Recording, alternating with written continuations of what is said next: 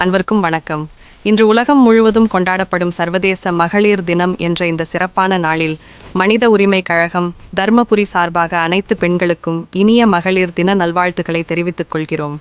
பெண்கள் குடும்பத்தின் வலிமை மட்டுமல்ல, சமூகத்தின் முன்னேற்றத்தின் அடித்தளமும் ஆவர். பெண்களுக்கு சம உரிமை, மரியாதை, பாதுகாப்பு கிடைக்க வேண்டும் என்பதே மனித உரிமையின் முக்கிய நோக்கம். பெண் உயர்ந்தால் குடும்பம் உயர்கிறது, குடும்பம் உயர்ந்தால் நாடு உயர்கிறது. பெண்களை மதிப்போம், சமத்துவமான சமூகத்தை உருவாக்குவோம். நன்றி. மனித உரிமை கழகம், தர்மபுரி.